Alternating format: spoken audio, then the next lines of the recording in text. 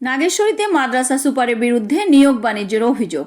নাগেশ্বরী উপজেলা প্রতিনিধি শাওন আহমেদ লেবু রিপোর্টে বিস্তারিত। সাথে আছে রীতা শ্রাবন্তী। কুড়িগ্রামের নাগেশ্বরীতে পানাকুড়ি মাদ্রাসা সুপার মুজাহিদের বিরুদ্ধে বিগত সরকারের আমলে একজন লাইব্রেরিয়ান, অফিস সহায়ক আয়া এবং এখনও নিজের মনোনীত প্রার্থীকে নিয়োগের নাম করে লক্ষ লক্ষ টাকা হাতিয়ে নেওয়ার অভিযোগ করেছে এলাকাবাসী। নিয়োগের ব্যাপারে জানেন না মাদ্রাসা কমিটির সদস্যরা। এ ব্যাপারে মাদ্রাসা সুপারের সঙ্গে মুঠোফোনে কথা হলে তিনি কিছু জানেন না বলে অস্বীকার করেন। এলাকাবাসীর দাবি, সঠিক তদন্ত করে মাদ্রাসা সুপারের বিচার এবং নিয়োগের মাধ্যমে যোগ্য প্রার্থীকে চাকরি দেওয়া হোক। এতক্ষণ সঙ্গে থাকার জন্য ধন্যবাদ।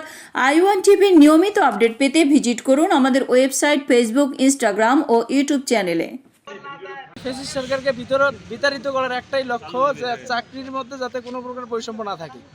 সেখানে আমরা দেখতে পাচ্ছি যে এখানেও চাকরি নিয়ে বৈষম্য চলতেছে। আমরা কি পড়ালেখা করি নাই? আমাদের যোগ্যতা নাই? আমরা যোগ্যতা অনুযায়ী চাকরি চাই, কোনো টাকা পয়সার জন্য নাই। লুকায় লুকায় আপনারা বিজ্ঞপ্তি দিবেন, লুকায় লুকায় নিজেদের লোকদেরকে আপনার সার্কুলারে আনবেন, আর আমরা কিছুই জানবো না। বিজ্ঞপ্তি সম্পর্কে আমরা কিছুই জানবো না, এটা তো হতে পারে না। এই প্রকার বৈষম্য থেকে আমরা সর্বদা সবার কাছ থেকে নিস্তার চাই এবং প্রশাসনের কাছে আকুল আহ্বান জানাই যে আপনারা এই বিষয়টা ভালো করে পর্যবেক্ষণ করে পুনরায় আবার নিয়োগ বিজ্ঞপ্তি সবার মাঝে ছড়িয়ে দিয়ে।